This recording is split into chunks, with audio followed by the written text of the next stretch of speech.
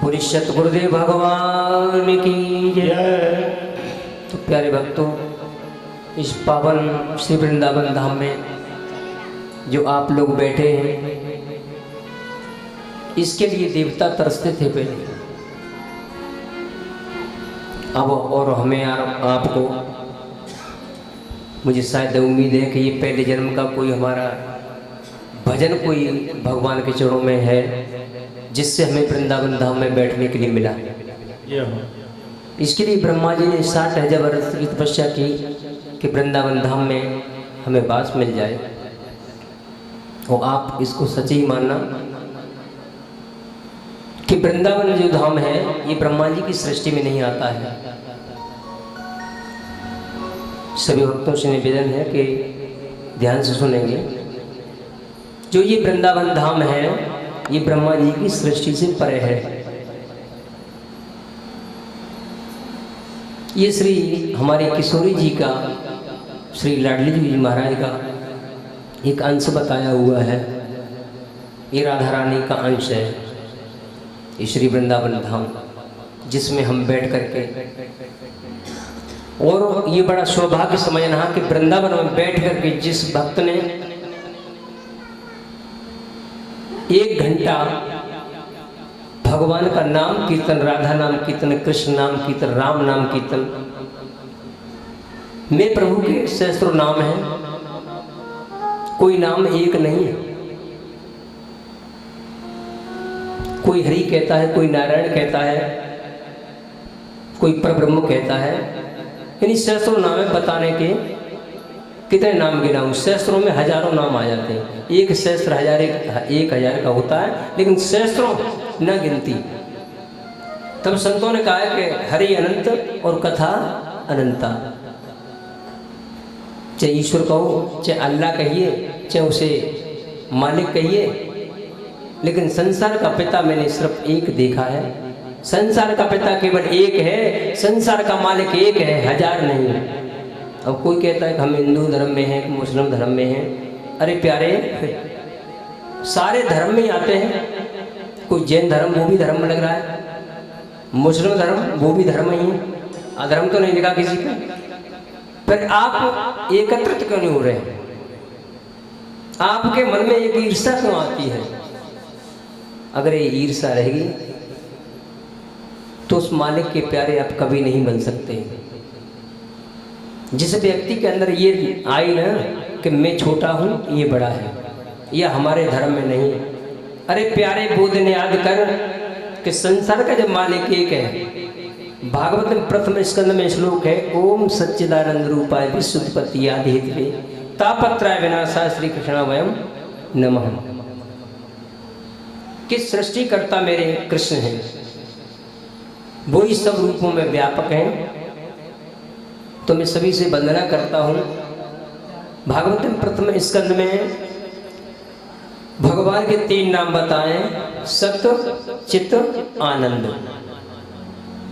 सत्य एक प्रभु है, सत्य ही एक प्रभु है। और चित्त माने होता है प्रकाश। जो संसार का प्रकाश है वो ही मेरे प्रभु है।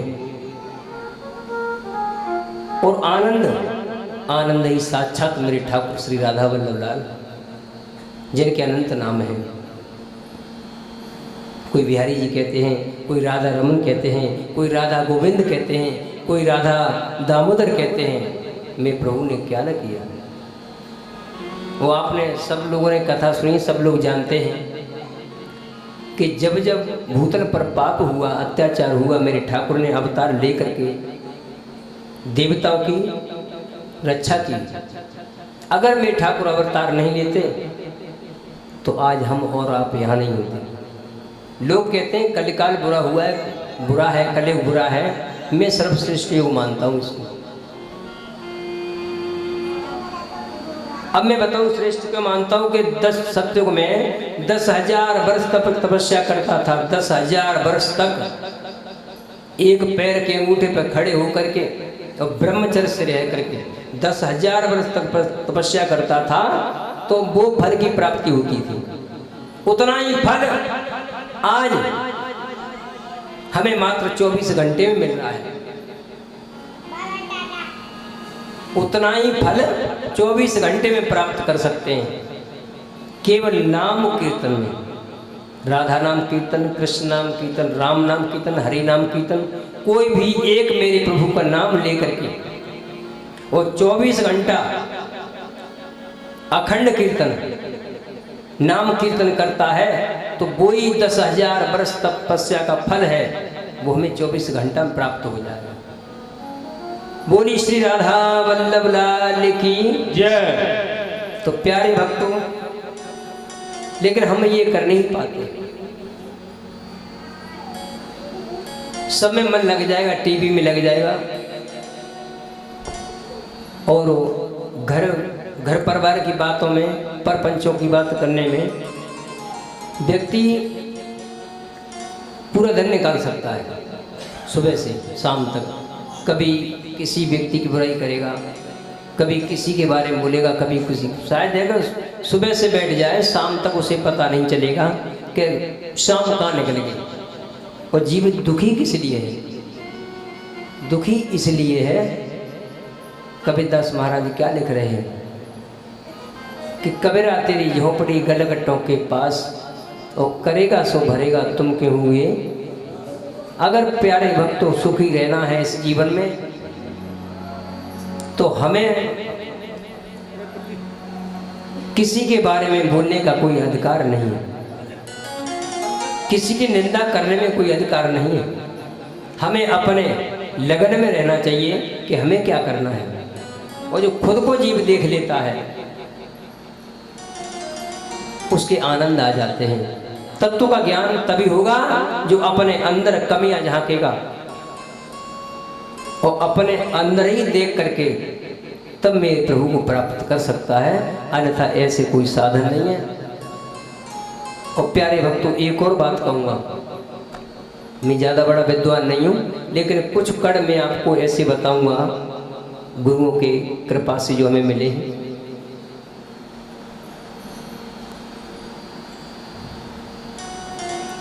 कि जीवन ये बड़ा अनमोल है, लेकिन लोग ऐसे ही बिता रहे हैं,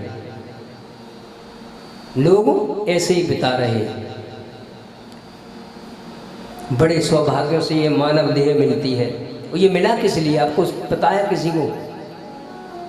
ये जीवन जो मिला हुआ है, मानव जीवन बताया है, किस लिए मिला है आपको? क्या भोगों के लिए मिला है? क्या इच्छाओं के लिए मिला है? क्या सुख के लिए मिला है? कोई नहीं बता सकता, क्योंकि किसी को मंजिल अपना पता ही नहीं है कि मंजिल हमारी कहाँ है। जैसे शराबी होता है ना, और शराबी शराब पी के निकल जाता है तो उसे अपने मंजिल का पता नहीं होता है कि मैं कहाँ रुकूंगा, कहाँ ठहरूंगा जाऊँ। ऐसे ही हम तुम इस दलदल में पड़े हुए हैं, हमको ये पता नहीं है कि हमें ठहरना कहाँ पर है। अगर इसका ज्ञान करना है तो सबसे पहले महाराज जी क्या लिखा है इस शरीर की मुक्ति के लिए कि प्रथम भक्ति संतन करे संगा, द्वितीय रहते मम कथा प्रसंगा।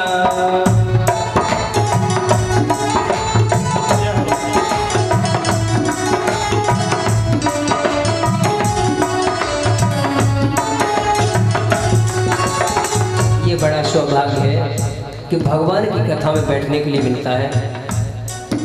कवियों ने कहा है, हो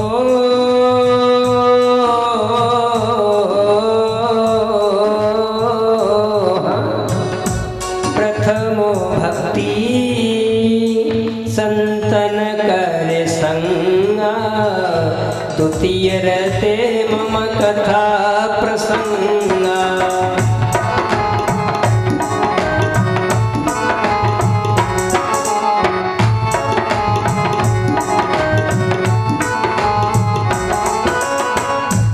प्रथम भक्ति संतन कर संगा और द्वितीय रत्न मम कथा।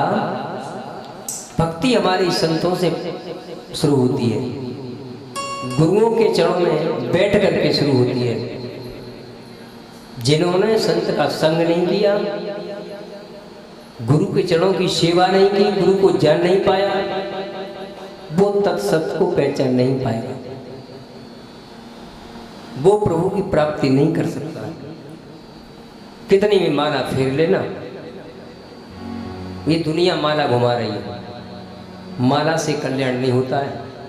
जब तक आप अपने मन को नहीं रोकोगे, इंद्रियों को नहीं रोकोगे, तो आपको अनुभव नहीं हो पाएगा मेरे प्रभु का।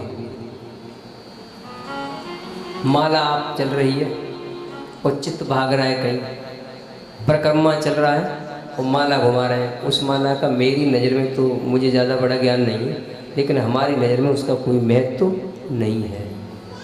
हमारी नज़र में एक ही महत्व, प्यारे भक्तों, जिसने अपनी बुरे आचरणों को छोड़ दिया ना, जिसने अपने आचरणों को शुद्ध कर लिया, पवित्र कर लिया खुद को, तो वो ही ब्रह्म की प्राप्ति कर सकता है। नया जीवन जब होता है, गुरु से जब मंत्र मिलता है, नाम दान प्राप्त होता है, तो मंत्र मिलकर जब गुरु भगवान हमें मंत्र देते हैं तो हमारा नया जीवन हो जाता है। और जब नया जीवन होता है तो बड़ा हिसाब से पैर रखना पड़ता है, बड़े हिसाब से पैर रखना पड़ता है। लेकिन हिसाब से पैर रखने वाले रहे, कोई बिरलाई जो चलते हैं उनको हम प्रणाम करते हैं। पवित्र अवस्था में रहेंगे आप, तभी मेरे ठाकुर की प्राप्ति हो पाएगी।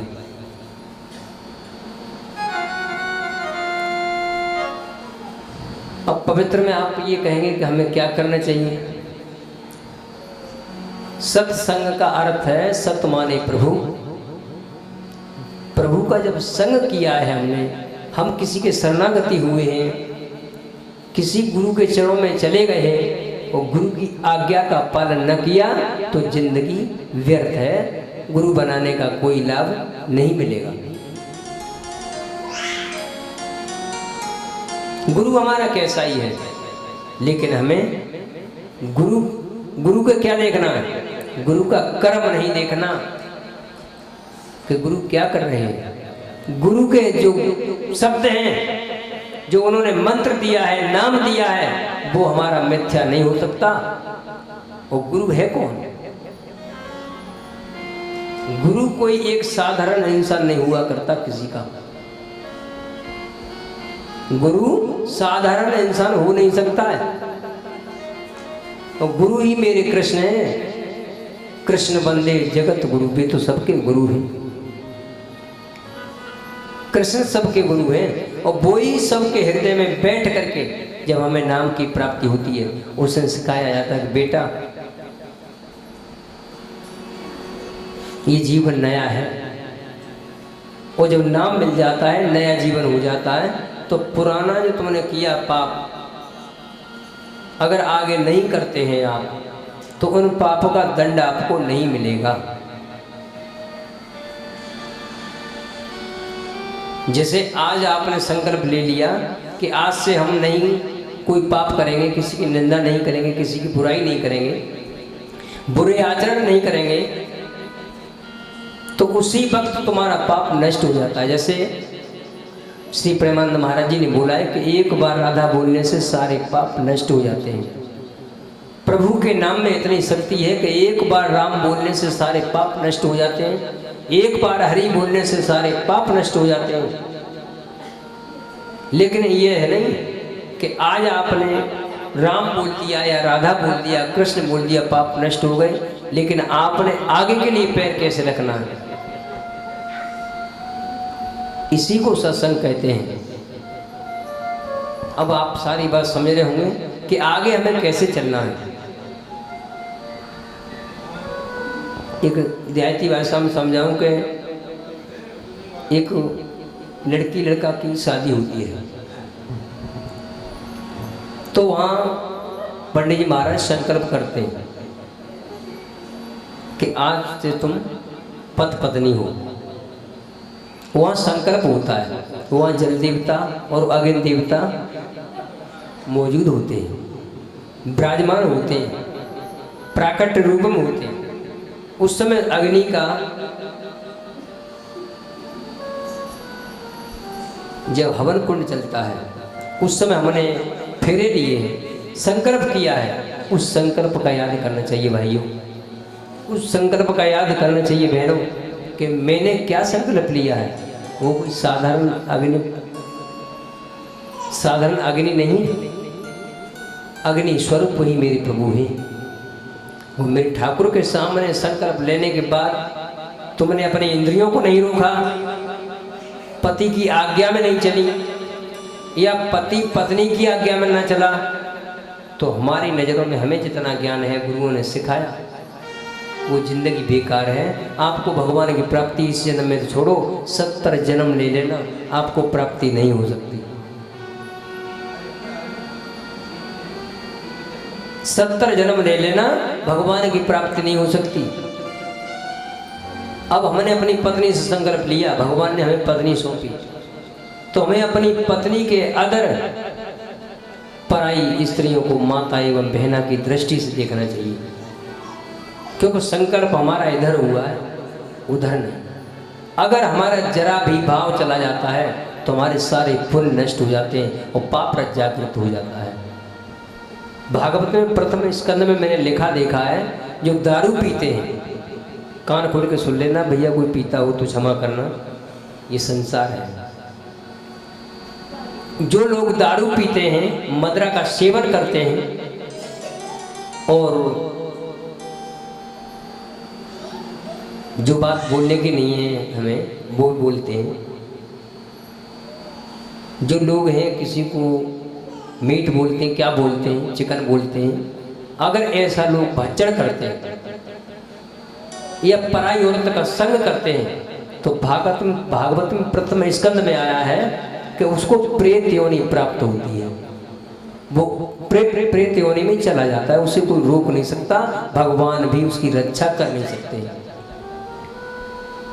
सत्संग का यही लाभ है कि अगर हमें कुछ पाना है तो इन रास्ताओं से छोड़ करके और सत्य मार्ग पकड़ना है। सत्य माने प्रभु, और जब प्रभु के मार्ग में चलता है, अपने गुरु के वचनों पर चलता है, उसे भूतल पर कोई हराने वाला पैदा नहीं हुआ। लेकिन हम उस मार्ग को छोड़ करके कुमार्ग पर भागते हैं।